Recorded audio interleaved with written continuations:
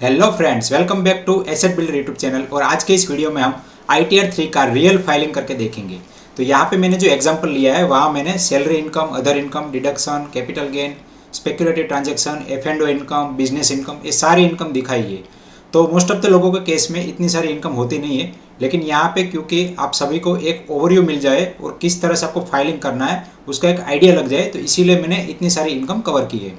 तो step by step हम सारी इनकम को कवर करेंगे। तो यहाँ पे मैं जो एग्जांपल ले रहा हूँ उनका F&O में लास्ट ईयर लॉस था, तो वो लॉस को कैसे कैरी फॉरवर्ड करके इस साल प्रॉफिट के साथ सेटल करना है वो भी हम देख लेंगे, ताकि जिन लोगों का लास्ट ईयर लॉस था और इस साल प्रॉफिट है तो उनको भी एक ओवरव्यू मिल जाए। अदरवाइज आपका दिस ईयर भी लॉस है तो आप ये लॉस को भी कैरी फॉरवर्ड कर सकते हैं। तो आप लॉस को 8 साल तक कैरी फॉरवर्ड कर सकते हैं। तो जब हम फाइलिंग करेंगे तब आपको पता चलेगा कि वहाँ पे 8 साल का लॉस आपको दिखाता है, तो आप दिस ईयर के साथ लास्ट ईयर जितने भी लॉस किए उसको सेटल कर सकते हैं। तो विदाउट वेस्टिंग टाइम हम सीधा चलते हैं इनकम टैक्स इंडिया की वेबसाइट पे। तो यहाँ पे हमारा लॉगिन हो गया है। अभी मैं डायरेक्टली जाता हूँ फाइल नाउ पे, और यहाँ पे एक इनकम टैक्स एस्टिमेटर कैलकुलेटर भी दिया है। तो यहाँ पे आप अपना एस्टिमेट इनकम डाल के अपना एक एस्टिमेट कितना टैक्स लगेगा वो भी कैलकुलेट कर सकते हैं। यहाँ पे मैं सीधा चलता हूँ फाइल नाउ पे। यहाँ पे मैं करता हूँ करंट असेसमेंट ईयर 22-23, और यहाँ पे हम ऑनलाइन ही रिकमेंड करेंगे, क्योंकि ऑफलाइन में आपको यूटिलिटी डाउनलोड करनी पड़ेगी और वो डेटा आपको फिर से सेव करना पड़ेगा।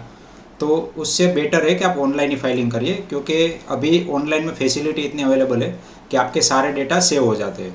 तो यहाँ पे कंटिन्यू पे क्लिक कर लीजिए। जैसे मैंने यहाँ पे ITR 1 फाइलिंग का यहाँ पे किया था, तो वो डेटा अभी सेव है। तो यहाँ पे रिज्यूम फाइलिंग करूँगा तो वहाँ से ही वो फाइलिंग चालू होगा।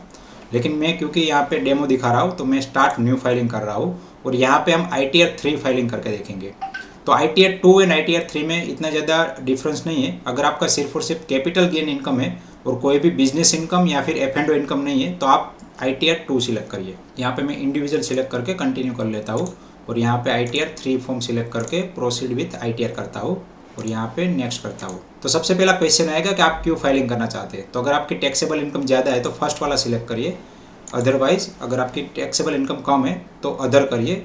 और यहाँ पे आप एक सेक्शन एक बार रीड कर लीजिए, अगर इनमें से कोई भी एप्लीकेबल है तो आप यहाँ पे सिलेक्ट कर सकते हैं। तो यहाँ पे मैं taxable income more than basic exemption limit कर देता हूँ और कंटिन्यू पे क्लिक करता हूँ।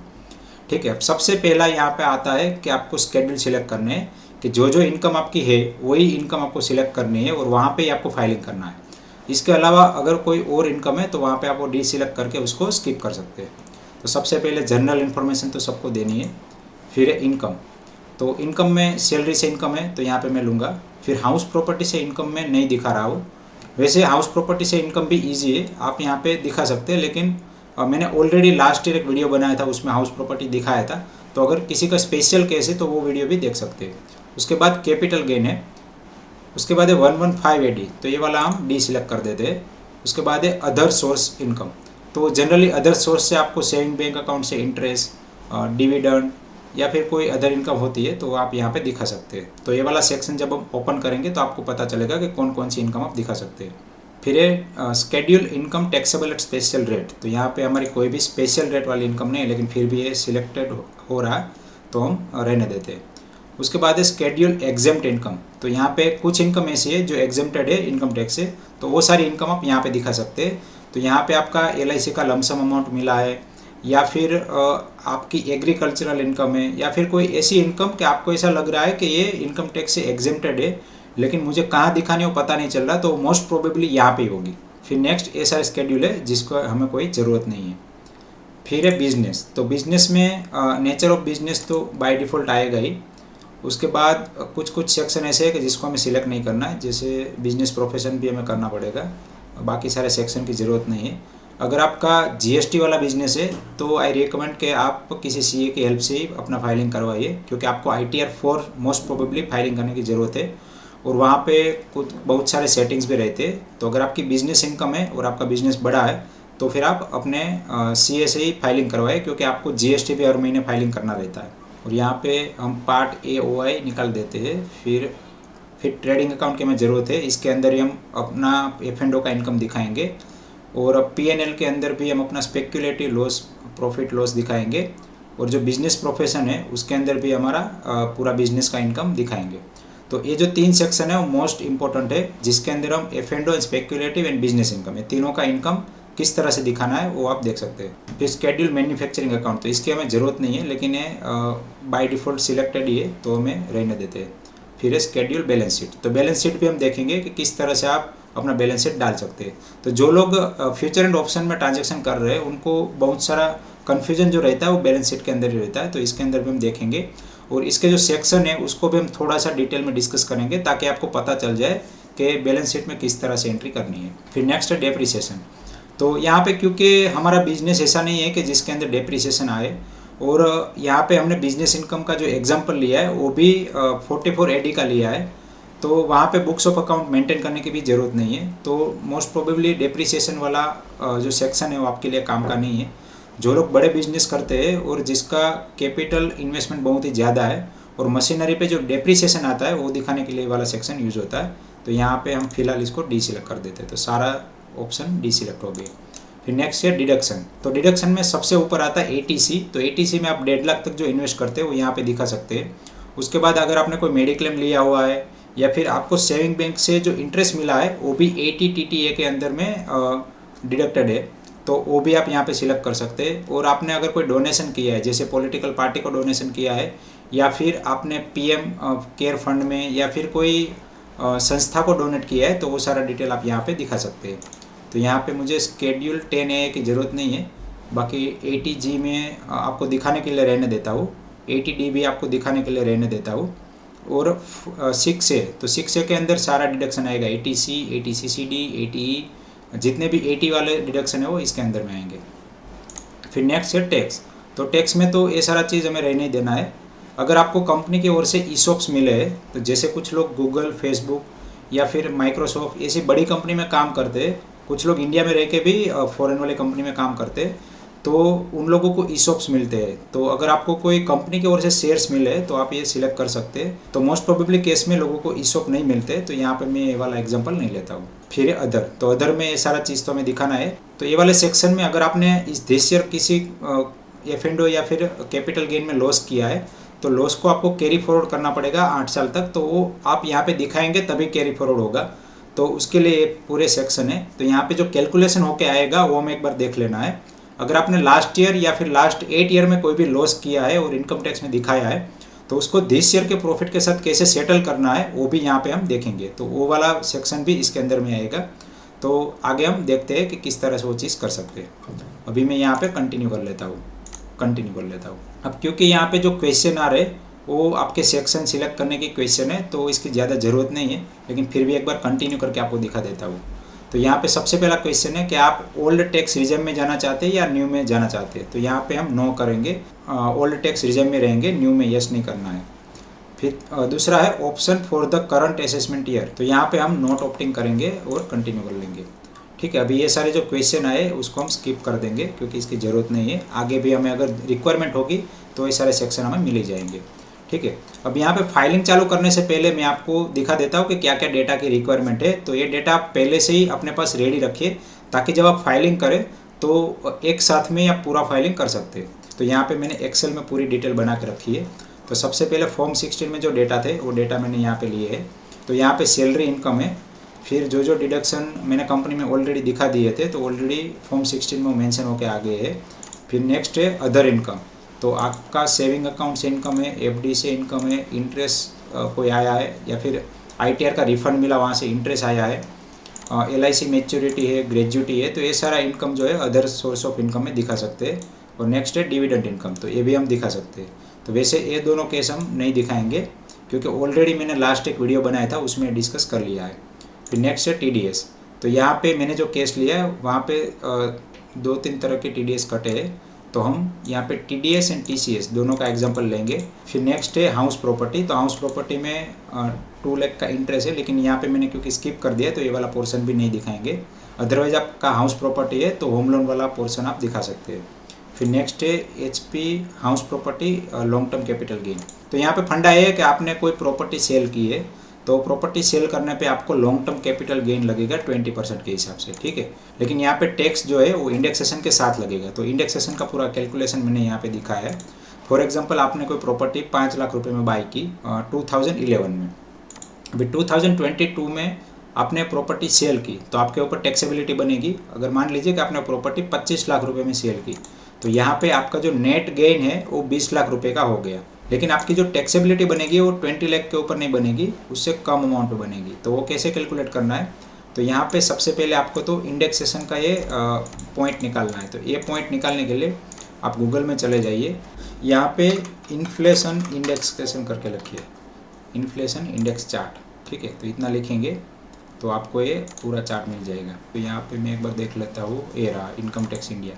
तो यहाँ पे आपके पास इस तरह से डाउनलोड हो जाएगा और इसको क्लिक करेंगे तो इस तरह से आपके पास डेटा आ जाएंगे, ठीक है। तो मेरे पास 184 और 331, अभी आप ये 331 डिवाइड बाई 184 करेंगे तो आपको पता चलेगा कि कितना गुना आपको प्रॉफिट हुआ है। तो जितना गुना प्रॉफिट हुआ ये मल्टीप्लाई कर दीजिए आप 5 लाख से, ठीक है। 5 लाख से मल्टीप्लाई करेंगे तो आपका जो टोटल इंडेक्सेशन वैल्यू है वो 9 लाख का बना, मतलब 5 लाख का इन्फ्लेशन ऐड होते होते 9 लाख रुपया हो गया। अब 9 लाख से आपने 25 लाख कमाए, मतलब कि आपका जो टोटल कैपिटल गेन हुआ है वो ओनली 16 लाख का हुआ है, ठीक है। तो यहाँ पे 16 लाख के ऊपर आपका 20% के हिसाब से 3,20,000 का कैपिटल गेन बनेगा, ठीक है। तो ये चीज़ भी हम यहाँ पे ITR फाइलिंग में नहीं दिखाएंगे, तो ये बहुत ही ईजी है, आप डायरेक्टली दिखा सकते हैं और यहाँ पे जो इंडेक्सेशन है उसका सारा कैलकुलेशन भी कर सकते हैं। तो यहाँ पे हमारा मेन फोकस है कि कैसे long term capital gain and short term capital gain को दिखाना। तो यहाँ पे सबसे पहले आप अपना लॉन्ग टर्म कैपिटल गेन निकाल लीजिए। ज़ीरोधा म्यूचुअल फंड या फिर कोई और ब्रोकर में आपका अकाउंट है और आपने सेल किया है तो वो सारा आप एक बार बाय सेल प्रॉफिट और चार्जेस, ये 4 चीज़ निकाल लीजिए और यहाँ पे कैलकुलेट कर लीजिए और सबका टोटल लगा लीजिए, ठीक है। तो जब भी हम फाइलिंग करेंगे तो आसानी से हम ये डेटा फाइलिंग कर सकते हैं। सिमिलरली हमें डेट म्यूचुअल फंड या फिर बॉन्ड को भी सेल किया है तो वहाँ पर भी आपका जो भी कैपिटल गेन बना है लॉन्ग टर्म कैपिटल गेन उसका भी पूरा डिटेल निकाल लीजिए। तो यहाँ पर भी आप buy sell profit and charges वो डेटा निकाल लीजिए। तो यहाँ पे मैं एक बार दिखा देता हूँ कि ज़ीरोधा में अगर आप देखेंगे तो आपको इस तरह से पूरा डिटेल दिखेगा। तो इक्विटी में आप जाएंगे तो इक्विटी में आपको यहाँ पे intraday, short term trade, long term trade, तो इस तरह से पूरा डिटेल मिल रहा है। और यहाँ पे ऊपर आप जाएंगे तो आपको यहाँ पे इंट्राडे में इतना प्रॉफिट हुआ है, शॉर्ट टर्म में इतना प्रॉफिट है और लॉन्ग टर्म में इतना प्रॉफिट है, वो सारा चीज़ दिखा सकते हैं। अगर आपका लॉस भी है तो लॉस भी आप दिखा दीजिए, तो लॉस को आप कैरी फॉरवर्ड कर सकते हैं। यहाँ पे ध्यान रखें कि जो स्पेक्युलेटिव लॉस है उसको आप कैरी फॉरवर्ड नहीं कर सकते, ठीक है। अगर आप ज़ीरोधा के थ्रू कोइन एप्लीकेशन से म्यूचुअल फंड में इन्वेस्ट कर रहे हैं तो म्यूचुअल फंड का डेटा आपको यहाँ से मिल जाएगा और F&O का डेटा है वो यहाँ से मिल जाएगा। फिर है शॉर्ट टर्म कैपिटल गेन।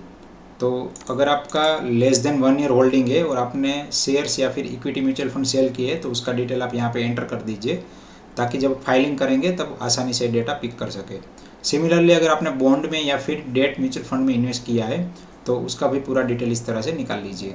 तो जितना भी आपका डेटा बनता है वो पूरा इस तरह से लिखते जाइए और लास्ट में टोटल कर दीजिए, ठीक है। तो फाइनली आपको इस तरह से डेटा मिलेंगे कि इतना मेरा बाय वैल्यू था, इतना सेल वैल्यू था और इतना प्रॉफिट था। सिमिलरली इंट्राडे में भी कीजिए कि इंट्राडे में भी यहाँ पे म्यूचुअल फंड तो नहीं आएगा। मान लीजिए कि आप अपस्टॉक में कर रहे हैं, एक ज़ीरोधा अकाउंट है, अपस्टॉक अकाउंट है, दोनों एक ही पान कार्ड होल्डर के अकाउंट है।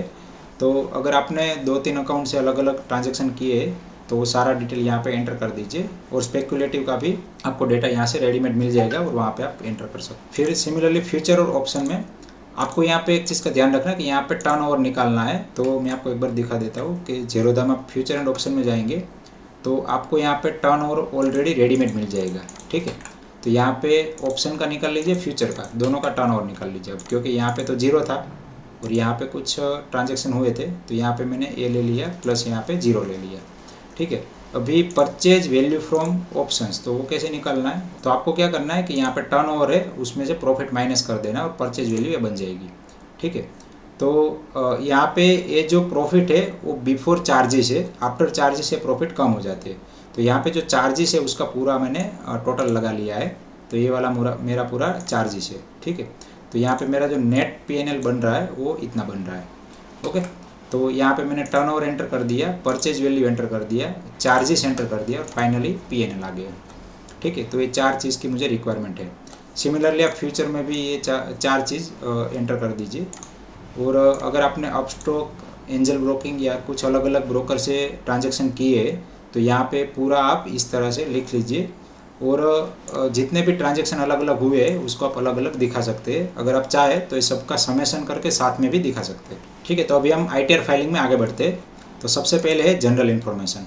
तो अभी यहाँ पे मैं पर्सनल कॉन्टैक्ट इन्फॉर्मेशन में नहीं जा रहा हूँ, डायरेक्टली जा रहा हूँ फाइलिंग सेक्शन में। फाइलिंग सेक्शन में हमें सिलेक्ट करना है 1391, मतलब अभी हम बिफोर ड्यू डेट फाइलिंग कर रहे हैं।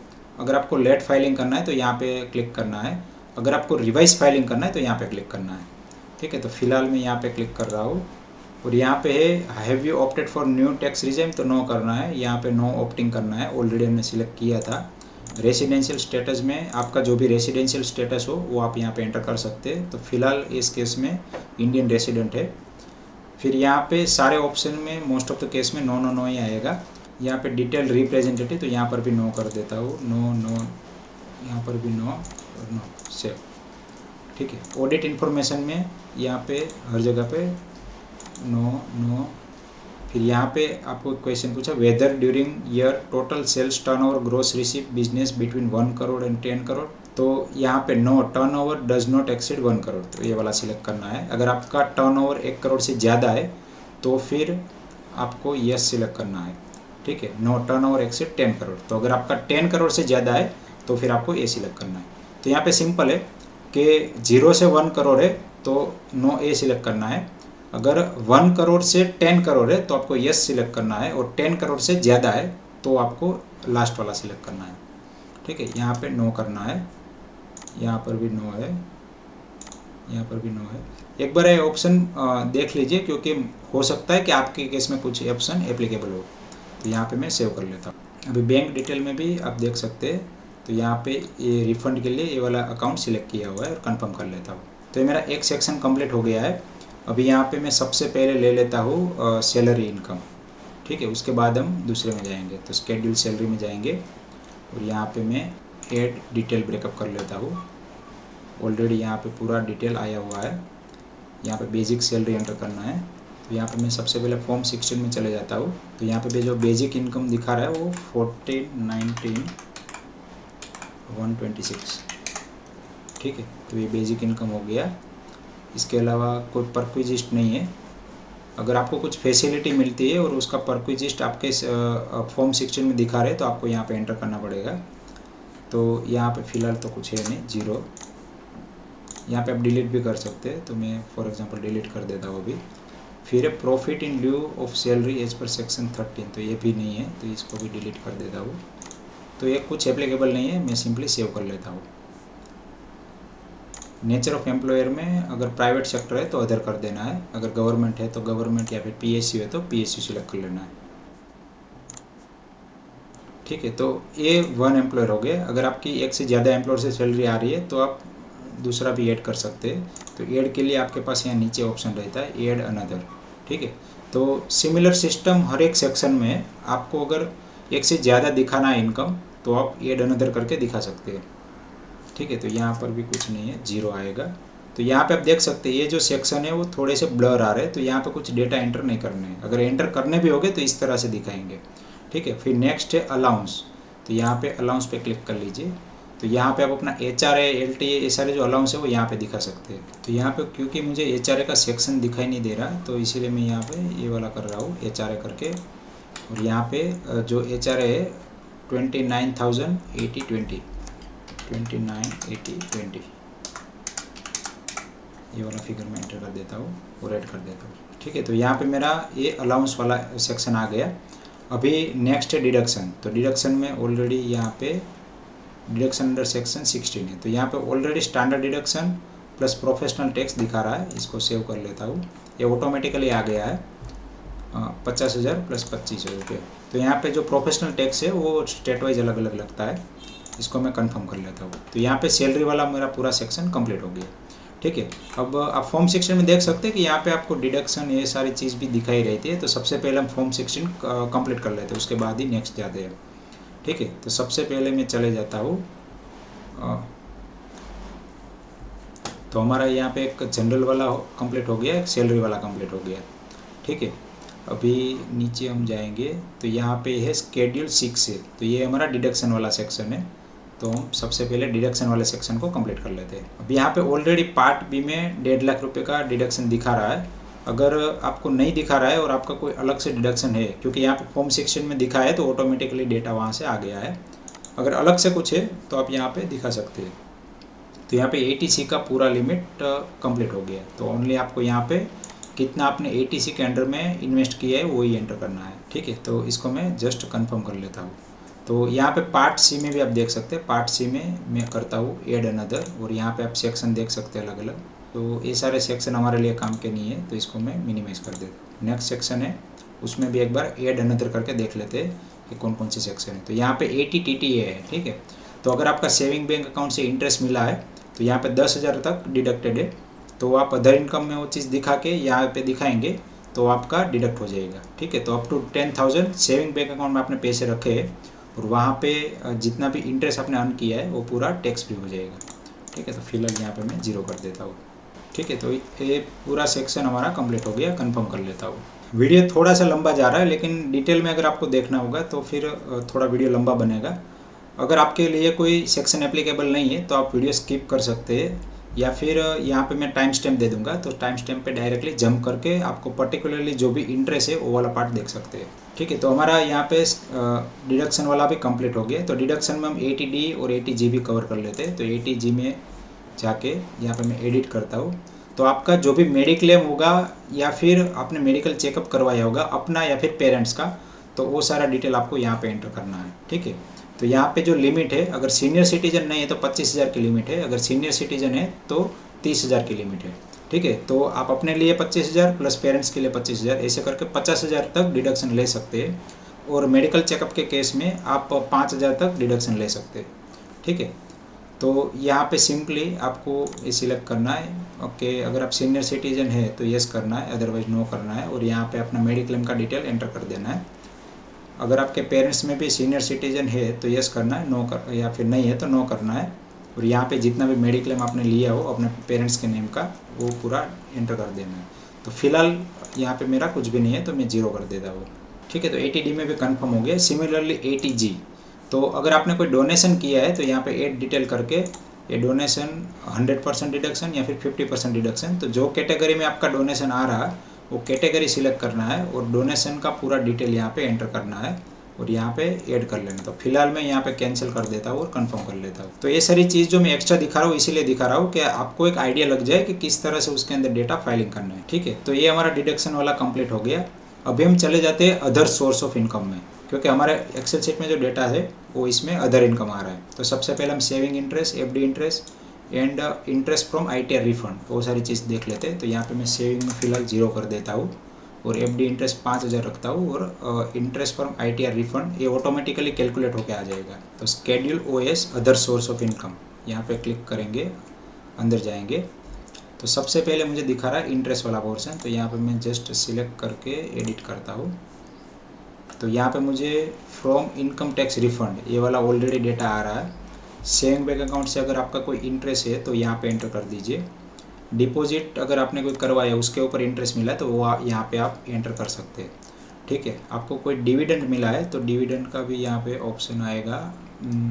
डिविडेंड का ऑप्शन इसमें नहीं है, नेक्स्ट सेक्शन में आ जाएगा।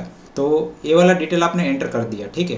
अभी मान लीजिए कि आपको डाउट है कि मुझे इंटरेस्ट मिला भी है कि नहीं मिला, तो आप यहाँ पे सर्विस में जाइए और यहाँ पे EIS पे क्लिक करिए और अपना EIS ओपन कर लीजिए। तो यहाँ पे आपको दिखा देगा कि आपको कुछ भी सेविंग बैंक अकाउंट से इंटरेस्ट मिला है कि नहीं। तो यहाँ पे only salary and purchase of vehicle दो चीज़ें दिखा रहा है। तो यहाँ पे कोई भी सेविंग वाला केस नहीं है। अभी नेक्स्ट है income chargeable at special rate. तो यहाँ पे हमारा एक चीज़ मिस हो गया है, वो है डिविडेंड इनकम। तो डिविडेंड इनकम इसके अंदर ही होगा, मैं एक बार देख लेते हैं, ठीक है। अब यहाँ पे वो ऑप्शन मुझे नहीं दिखा रहा था। अब मैं क्या करूँगा, ऐड अनदर करूँगा और यहाँ पे नेचर ऑफ इनकम में मैं क्लिक करूँगा तो यहाँ पे मुझे दिखा रहा है डिविडेंड ग्रोस, ठीक है। तो यहाँ पे मुझे डिविडेंड इनकम एंटर कर देना है। तो फिलहाल मेरे केस में डिविडेंड इनकम कुछ भी नहीं था, तो यहाँ पे मैं कुछ भी एंटर नहीं कर रहा हूँ।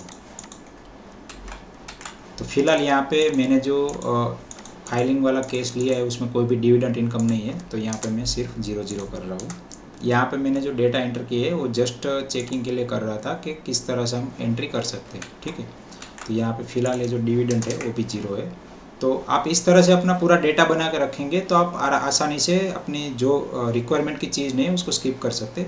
तो ये one type of check list है, ठीक है। तो चेक लिस्ट का आप यूज़ करके अपना फाइलिंग आसानी से कर सकते हैं, अदरवाइज इसमें बहुत ही टाइम चला जाएगा। ठीक है, तो डिडक्शन अंडर सेक्शन 57, तो अगर आपने 57 के अंडर में कोई इन्वेस्टमेंट किया है तो वो सारा चीज़ यहाँ दिखा सकते हैं। तो फिलहाल ये वाले केस में कुछ नहीं है। तो आप देख सकते हैं यहाँ पे ये दोनों ब्लर है, तो यहाँ पे कुछ डेटा एंटर नहीं करने हैं और यहाँ पे हमें रिक्वायरमेंट नहीं है तो इसीलिए एंटर नहीं कर रहे। फिर income from activity of owning and maintaining resources, तो ये वाला भी हमारे केस में नहीं है, तो इसमें भी हम कुछ एंटर नहीं करेंगे। फिर नेक्स्ट है information about accrual receipt of income from other sources. ठीक है, तो यहाँ पे आपको क्या करना है, एंटर करना है। तो यहाँ पे क्या है कि आपको क्वार्टरली पूरे डेटा देने पड़ेंगे क्योंकि यहाँ पे एडवांस टैक्स भी देना पड़ता है।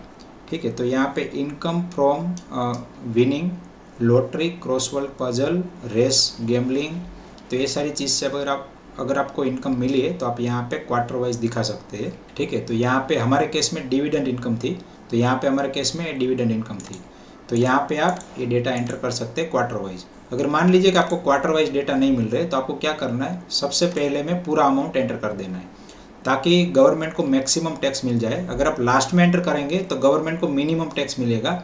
अगर उसमें कुछ प्रॉब्लम हुआ और मान लीजिए कि आपका जो डिविडेंड है वो ये वाले क्वार्टर में हुआ था, तो यहाँ से यहाँ तक का जो भी आपका इंटरेस्ट बनेगा वो आपको गवर्नमेंट को देना पड़ता है, और गवर्नमेंट को 1 रुपया भी कम मिलता है तो भी उसको पसंद नहीं है। तो इसीलिए आप यहाँ पे डाल दीजिए, तो आपका मान लीजिए कि इंटरेस्ट जाएगा भी तो थोड़ा बहुत जाएगा। जिन लोगों को बड़ा डिविडेंड मिला है उनका बड़ा यहाँ पे इंटरेस्ट जा सकता है, लेकिन वो लोग फिर अपने आप से फाइलिंग करते नहीं, वो पूरा सीए रख के पूरा अकाउंटिंग करके ही फाइलिंग करते हैं। ठीक है, तो यहाँ पे आपको क्या करना है, पूरा डिविडेंड यहाँ पे दिखा देना है। ठीक है, तो बाकी सारी जो भी कंडीशन है वो हमारे लिए एप्लीकेबल नहीं है मोस्ट प्रोबेबली, तो मैं इसको स्किप कर देता हूँ और कंफर्म कर लेता हूँ। ठीक है, अगर आपने यहाँ पे ये वाला डेटा एंटर नहीं किया तो आपको लास्ट में एरर दिखाएगा, स्टार्टिंग में आपको पता नहीं चलेगा। ठीक है, तो हमारा अदर सोर्स इनकम हो गया। तो यहाँ पे मैं एक बार इनकम डिटेल में जाता हूँ और यहाँ पे हम देखते हैं टीडीएस। तो टीडीएस हम बाद में देखेंगे, इसके पहले हाउस प्रॉपर्टी। तो हाउस प्रॉपर्टी हमने ऑलरेडी यहाँ पे स्किप कर दिया था तो वो आपको दिखाएगा नहीं, अदरवाइज आपको एचपी करके दिखाता। अब हम सीधा चले जाते हैं एलटीसीजी पे। ठीक है, तो यहाँ पे हमारे पास है कैपिटल गेन एंड दूसरा है 112A। तो 112A वो लॉन्ग टर्म कैपिटल गेन के लिए, और कैपिटल गेन के लिए एक कॉमन सेक्शन है। तो एक कॉमन सेक्शन में हाउस प्रॉपर्टी और इक्विटी कैपिटल गेन, बॉन्ड सब आ जाता है। तो यहाँ पे मैं equity share unit oriented mutual fund 11A section select कर लेता हूँ, जिसके अंदर हम शॉर्ट टर्म कैपिटल गेन दिखाएंगे।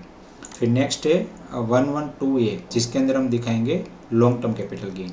अगर आपने कोई प्रॉपर्टी, लैंड, बिल्डिंग सेल की है तो आप यहाँ पे क्लिक कर सकते हैं। अगर आपने बॉन्ड या फिर डिबेंचर सेल की है तो आप यहाँ पे दिखा सकते हैं।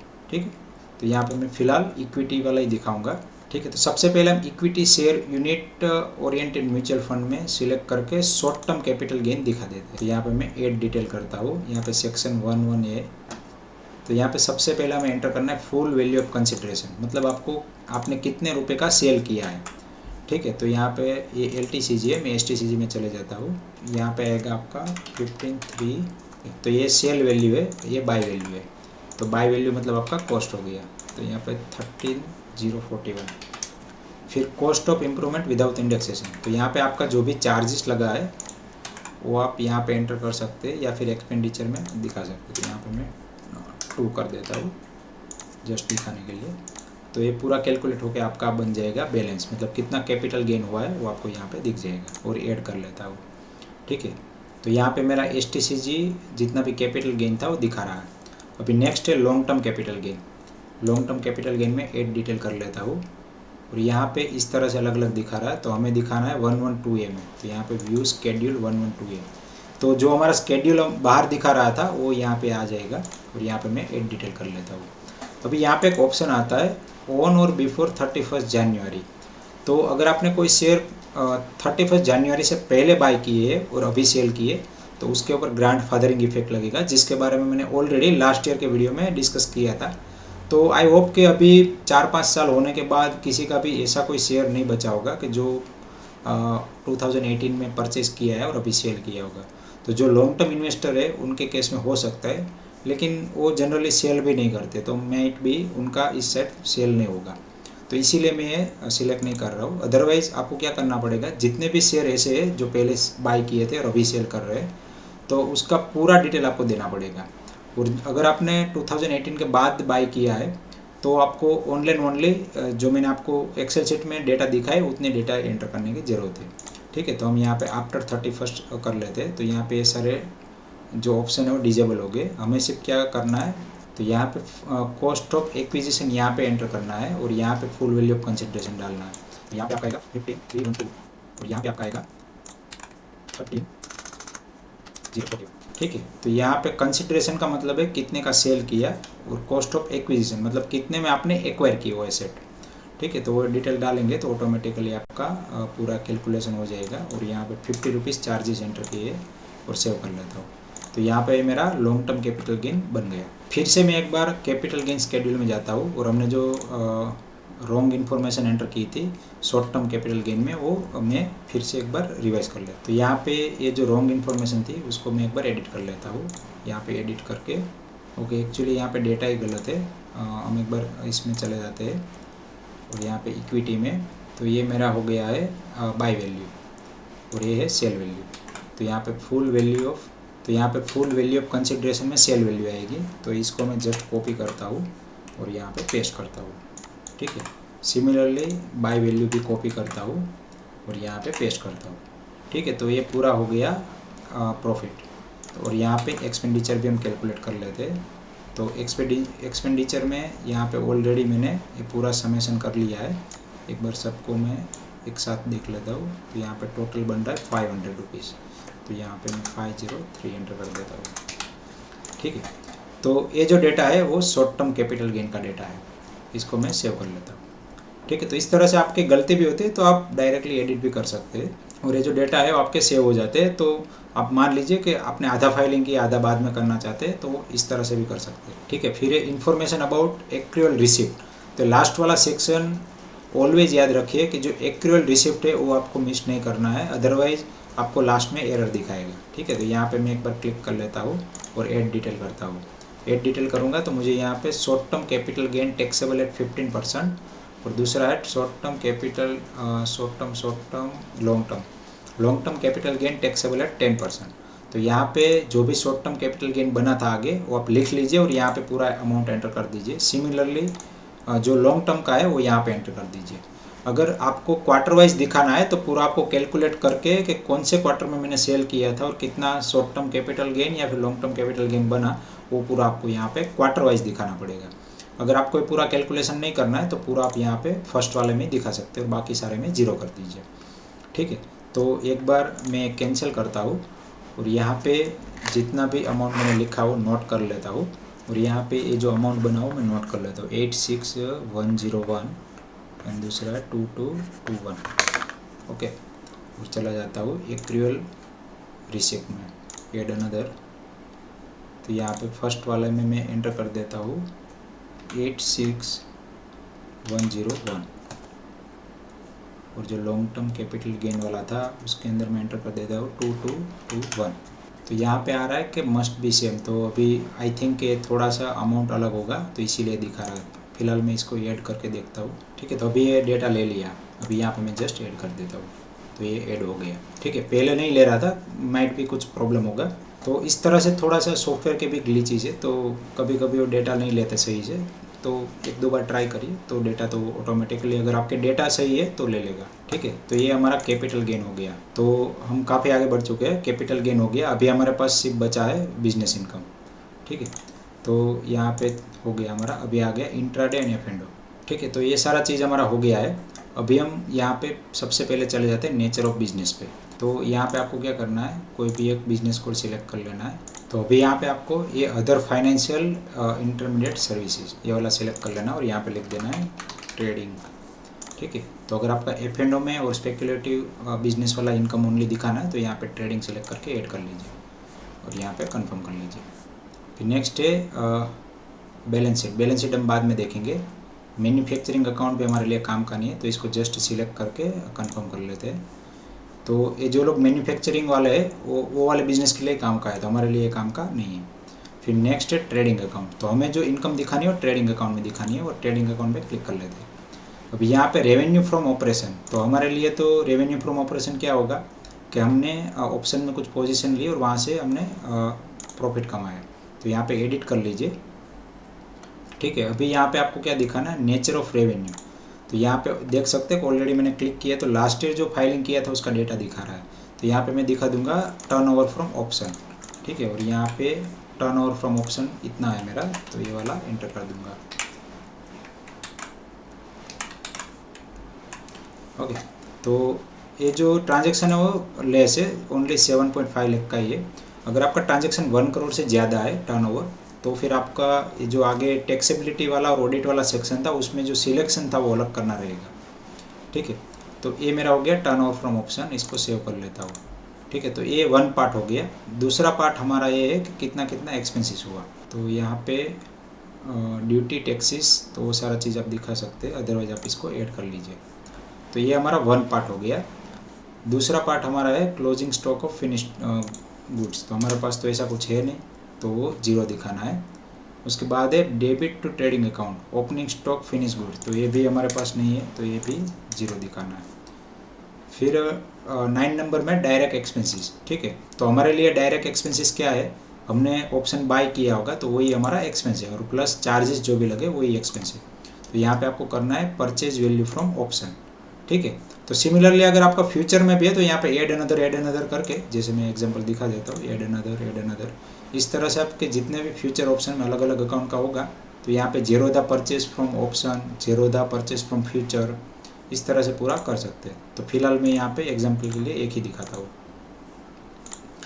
और यहाँ पे आपको परचेज वैल्यू एंटर कर देनी है, परचेज वैल्यू एंटर कर दी, ठीक है, सेव कर देना है।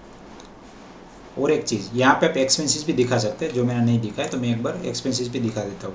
ये ऐड अनदर कर लीजिए और यहाँ पे कर लीजिए, और यहाँ पे जो चार्जेस बने हमारे वो चार्जेस को आप कॉपी करके पेस्ट कर दीजिए और सेव कर लीजिए, ठीक है। तो यहाँ पे जो प्रॉफिट बन गया वो कितना बना, 1,30,000 का।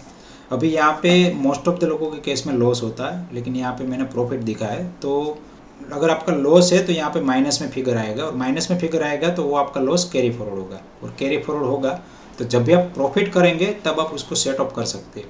तो यहाँ पे क्योंकि प्रॉफिट है तो लास्ट ईयर का जो लॉस था उसके साथ में सेटअप करके भी आपको दिखाऊंगा, और यहाँ पे कंफर्म कर लेता हूँ, ठीक है। तो ये हमारा ट्रेडिंग अकाउंट कंप्लीट हो गया। अभी हम जाते हैं सीधा प्रॉफिट एंड लॉस में। तो प्रॉफिट एंड लॉस में एक बार देख लेते हैं क्या क्या चीज़ है। अभी यहाँ पे credit to profit and loss, तो यहाँ पे हमारा ग्रोस रिसिप्ट है, जो प्रॉफिट हुआ था वो दिखा रहा है। उसके बाद है डेबिट टू प्रॉफिट लॉस, तो ये हमारा अभी काम का नहीं है, अभी हमारे लिए काम का है प्रिजम्पटिव इनकम। तो यहाँ पे मैं एक बार देख लेता हूँ क्या है। तो यहाँ पे प्रिजम्पटिव इनकम में ग्रोस रिसिप्ट दिखा रहा है 44 ADA में, ठीक है। तो यहाँ पे आप देख सकते हैं कि प्रिजम्पटिव इनकम में 3 चीज़ दिखा रहा है, business, profession and goods carriage. तो जो लोगों का गुड्स कैरेज का बिजनेस है वो लोग यहाँ पे दिखा सकते हैं, जो लोग प्रोफेशनल है वो यहाँ दिखा सकते हैं, हम दिखाएंगे बिजनेस के अंदर। अभी यहाँ पे ये जो सेक्शन है सेक्शन 44 AD, मतलब आप छोटा मोटा बिजनेस करें, जैसे क्लासेस चला रहे या फिर कोई सिलाई का काम कर रहे हैं, कारपेंट्री का काम कर रहे हैं, तो ऐसे छोटे बिजनेस है और आप 2 लाख से लेके 10 लाख तक की इनकम कमा रहे हैं तो आप यहाँ पे दिखा सकते हैं। लेकिन यहाँ पे कुछ रूल्स है, जितना भी आपका टर्नओवर आप दिखा रहा है उसका मिनिमम 6% और 8% प्रॉफिट होना चाहिए। 6% अगर आप डिजिटल ट्रांजेक्शन कर रहे हैं तो, और 8% अगर आप कैश में ट्रांजेक्शन कर रहे हैं तो उतना आपको दिखाना ज़रूरी है, ठीक है। तो यहाँ पे आपको ऑलरेडी दिखा रहा है थ्रू बैंक पेमेंट और एनी अदर मोड, ठीक है। मान लीजिए मैं यहाँ पे दिखा रहा हूँ कि 1 लाख रुपए का बैंक पेमेंट मिला है और 2 लाख रुपए का कैश पेमेंट मिला है, ठीक है। अब यहाँ पे प्रिजम्पटिव इनकम दिखाना है, तो यहाँ पे हमें 1 लाख का मिनिमम 6%, 6,000 तो दिखाना ही दिखाना है। सिमिलरली यहाँ पे जो बी है वहाँ पे 8% हमें दिखाना ही दिखाना है, ठीक है। लेकिन फिलहाल यहाँ पे मैं थोड़ा ज़्यादा दिखा रहा हूँ 80,000, और जो कैश है उसमें भी 160,000 दिखा रहा हूँ, ठीक है। तो इतना हो गया 2,40,000 प्रॉफिट, और ऐड कर लेता हूँ। तो यहाँ पे एरर दिखा रहा है please select business code from drop down, तो यहाँ पे आप कोई भी एक बिजनेस सिलेक्ट कर सकते हैं, ठीक है। तो यहाँ पे ड्रॉप डाउन लिस्ट में आप देख लेते हैं कि कौन सा बिजनेस आपके लिए एप्लीकेबल है, वो आप यहाँ पे एंटर कर सकते हैं। तो मैं यहाँ पे फ़िलहाल ट्यूशन करके लिख देता हूँ, specialised institutes granting credit educational.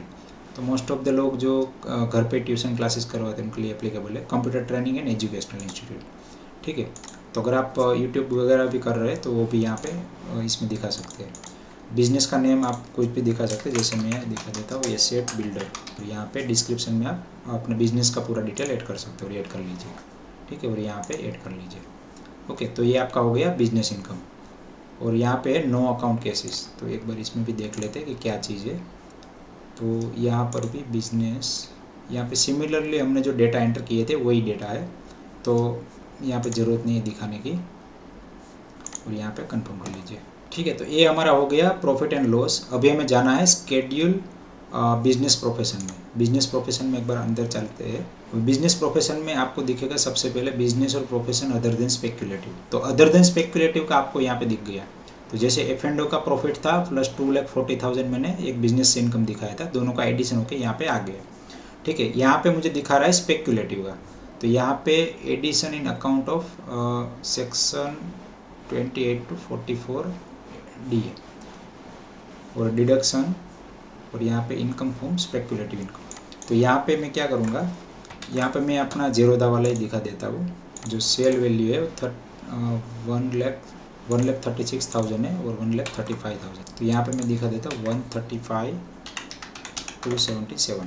तो यहाँ पे मैं दिखा देता हूँ 136,231। तो ये सेल वैल्यू होगी और ये होगी बाय वैल्यू 135,277।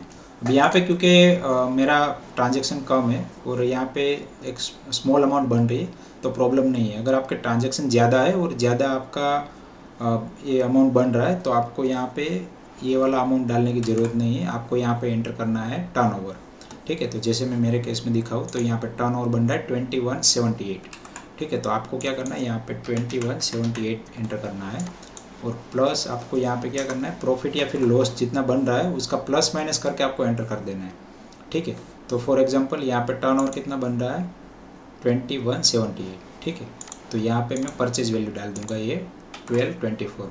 यहाँ पर 1224 ये एंटर कर दिया तो अभी कितना बना 954। तो यहाँ पे आप देख सकते हैं कि प्रॉफिट कितना है 954। ओके, तो इस तरह से आप एडजस्टमेंट करके डेटा डाल सकते हैं जिसमें कोई भी इलीगल चीज़ नहीं है, ये सारा चीज़ लीगल है। ठीक है, अगर आप बाय एंड सेल का वैल्यू डालेंगे तो आपका टर्नओवर बड़ा दिखेगा और माइट भी आप ऑडिट के अंडर में आ सकते हैं। तो इसीलिए मैं रिकमेंड करूँगा कि आप जो टर्नओवर वाला वैल्यू है वही एंटर करिए और यहाँ पे सेव कर लीजिए। अभी ये प्रॉफिट दिखा रहा है तो ईजी है, लेकिन जो लोग लॉस करते और यहाँ पे दिखा रहे तो उनके लिए थोड़ा सा ये हार्ड हो जाता है। लेकिन मैं रिकमेंड करूँगा कि अगर आपका छोटा मोटा प्रॉफिट लॉस है 1000-2000 रुपीज़ का तो आप इग्नोर कर दीजिए, इसमें कोई भी प्रॉब्लम नहीं होगा। क्योंकि छोटे अमाउंट के लिए अगर आप दिखाने जाएंगे तो आपका जो हेडेक है वो बढ़ सकता है। फिर नेक्स्ट है बैलेंस शीट। ठीक है, हमने बिजनेस का पूरा डिटेल एंटर कर दिया, अभी हमें एंटर करना है बैलेंस शीट। अब बैलेंस शीट में देखिए एक सिंपल चीज़ है, source of fund and application of fund. ठीक है, आप कोई भी बिजनेस मान लीजिए कर रहे हैं तो आप कहीं ना कहीं से फंड लाए होंगे। ठीक है, और वो फंड आपने कहीं ना कहीं लगाया होगा। फॉर एग्जांपल आपने 10 लाख रुपए लिए, अब वो 10 लाख रुपए को आपने क्या किया कि 2 म्यूचुअल फंड में इन्वेस्ट कर दिया। एक इक्विटी म्यूचुअल फंड था और एक डेट म्यूचुअल फंड था। अभी ये दोनों म्यूचुअल फंड को आपने कोलैटरल कर दिया और वहाँ से आपको मिला मार्जिन। अभी वो मार्जिन का ही यूज़ करके आप स्पेक्युलेटिव ट्रांजेक्शन कर रहे हैं, प्लस आप फ्यूचर एंड ऑप्शन के ट्रांजेक्शन कर रहे हैं। ठीक है, वहाँ से आपको प्रॉफिट मिला। अभी प्रॉफिट मिला तो वो प्रॉफिट आपके पास कैश में होगा या फिर आपने उसको री इन्वेस्ट करके इक्विटी में डाल दिया होगा तो आपकी एसेट बन जाएगी। तो इस तरह से ये सारा पैसा कहीं ना कहीं रखा होगा। ठीक है, या फिर मान लीजिए कि आपने पूरा सेल करके अपने बैंक अकाउंट में पैसा ले लिया है, तो जब 31 मार्च आती है तब आपको एक बार देख लेना है कि आपके पैसे कहाँ पड़े हैं। ठीक है, और उसका पूरा डिटेल आपको इनकम टैक्स को दिखाना है। तो यही सिंपल चीज़ है। तो अभी आपको सबसे पहले दिखाना है सोर्स ऑफ फंड। तो यहाँ पे हो सकता है कि आपने फंड है वो आपने अपने पापा से बोरो किए हो या फिर आपका खुद का फंड हो, आपने कमाया हो और इनकम टैक्स में आपने लास्ट ईयर दिखाया होगा। ठीक है, तो अगर आपका खुद का फंड है तो आपको यहाँ पे एंटर करना है। फॉर एग्जांपल मैं 10 लाख रुपए लेके ट्रेडिंग कर रहा हूँ तो यहाँ पे मैं 10 लाख रुपए मेरे ही दिखा देता हूँ। ठीक है, तो ये हो गए 10 लाख रुपए प्रोप्राइटर फंड। फिर नेक्स्ट है रिजर्व एंड सरप्लस। अभी मान लीजिए कि आप 10 लाख रुपए से ट्रेडिंग कर रहे हैं तो हो सकता है कि आपको प्रॉफिट हो और या फिर लॉस भी हो। तो जितना भी आपका एक्यूमुलेटेड प्रॉफिट लॉस है वो आपका आएगा रिजर्व एंड सरप्लस में।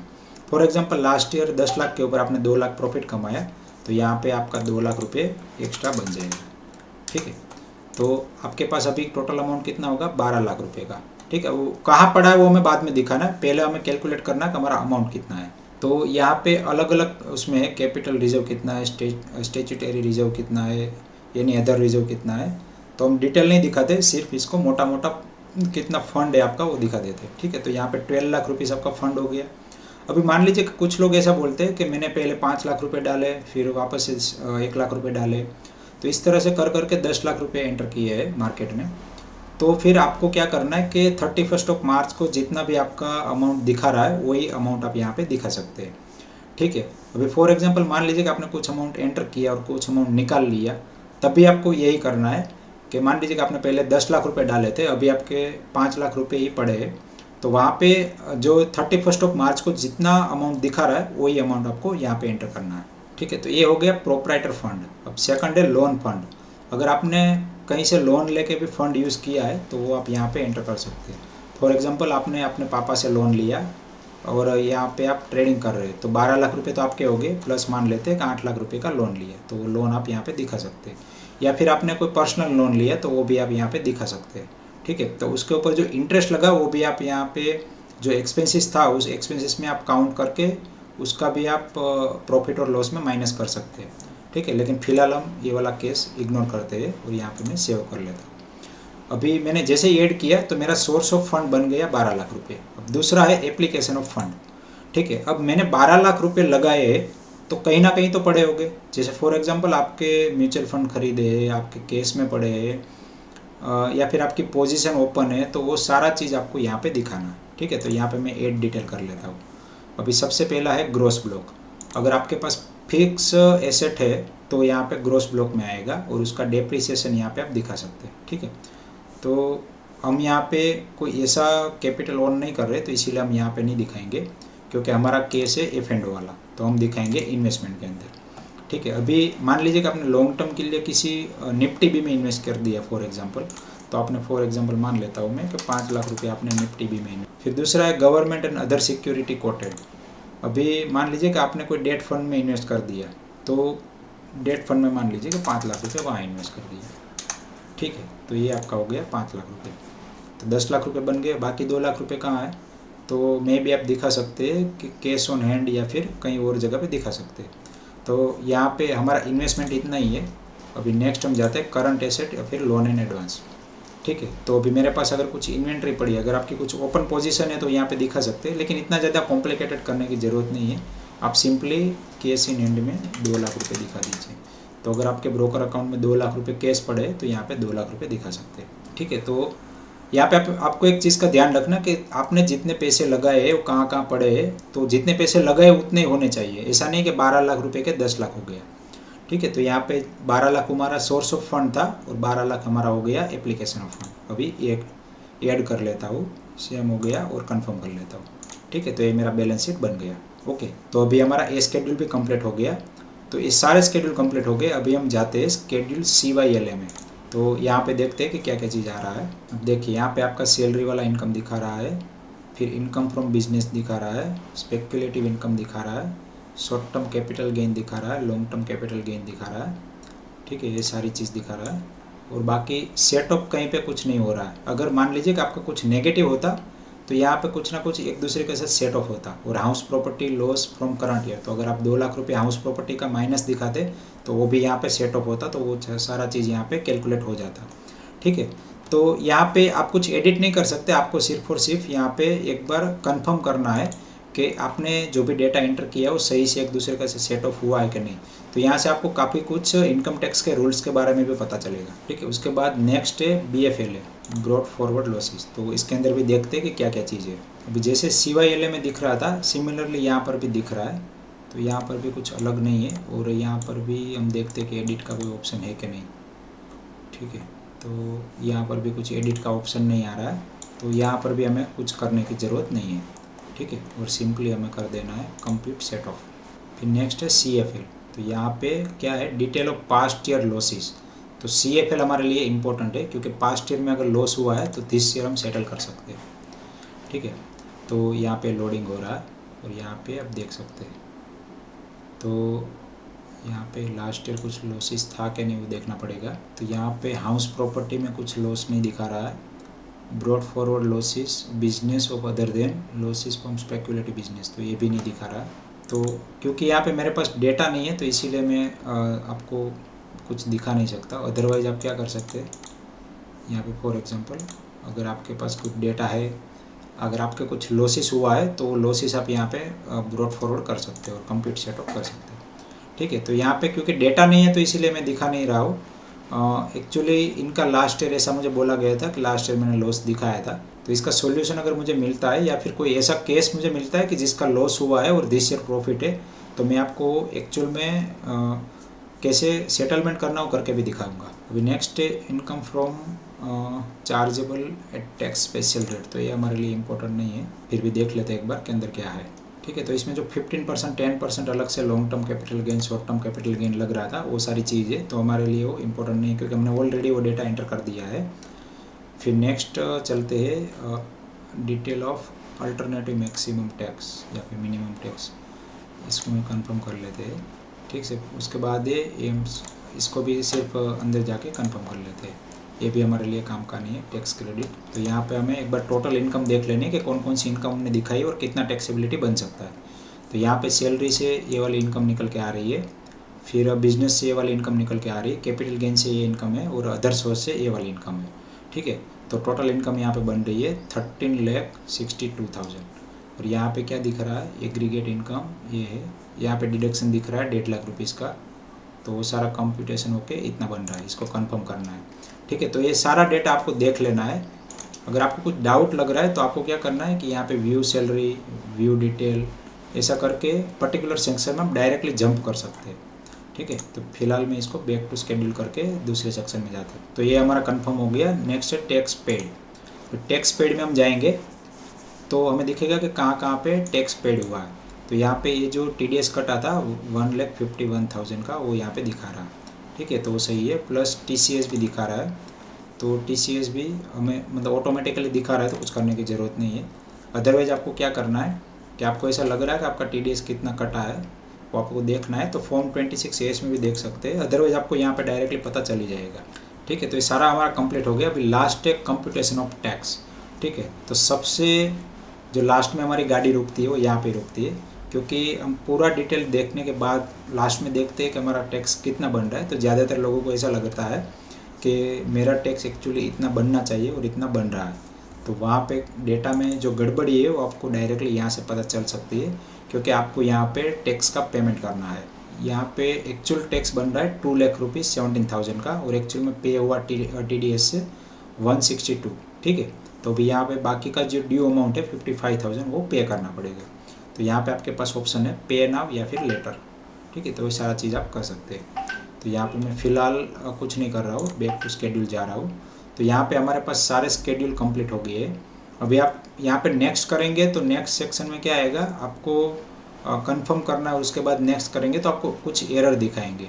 तो अगर आपके फाइलिंग में कुछ गड़बड़ है तभी एरर दिखाएंगे। अगर आपका फाइलिंग कंप्लीट है, आप 1 बाय 1 एरर का रिजोल्यूशन करते जाएंगे तो फाइनली कंफर्म आ जाएगा और आप वहाँ पे आधार OTP एंटर करके अपना पूरा फाइलिंग कंप्लीट कर सकते हैं। तो यहाँ पे इस वीडियो में मैंने कोशिश की कि आपको पूरी डिटेल समझ में आ जाए। मैंने पूरा फाइलिंग करके भी दिखाया, लेकिन फिर भी यहाँ पे कुछ ऐसी डिटेल है कि जो अगर मैं सारी डिटेल कवर करने जाऊँ तो वीडियो इतना लंबा हो जाए कि आप लोग ये वीडियो देखेंगे ही नहीं। तो इसीलिए मैंने जल्दी जल्दी ये सारी डिटेल कवर की, लेकिन फिर भी ये जो वीडियो है वो अराउंड 1 आवर का बन गया है। तो अगर आपको फिर भी कुछ डाउट है तो आप डायरेक्टली मेरे WhatsApp नंबर पे कांटेक्ट करके अपना स्क्रीनशॉट भेज सकते हैं। तो हो सकता है तो मैं आपकी जो भी क्वेरी है उसका पूरा सॉल्यूशन लाने की कोशिश करूँगा। आशा करता हूँ कि आपको वीडियो पसंद आया होगा। अगर वीडियो पसंद आए तो प्लीज़ वीडियो को लाइक करिए और इस चैनल को अभी तक सब्सक्राइब नहीं किया है तो प्लीज़ चैनल को सब्सक्राइब कर लीजिए, ताकि मैं आपको ऐसे ही वैल्यूएबल वीडियो देता रहूँ। इस वीडियो को एंड तक देखने के लिए आप सभी का दिल से धन्यवाद।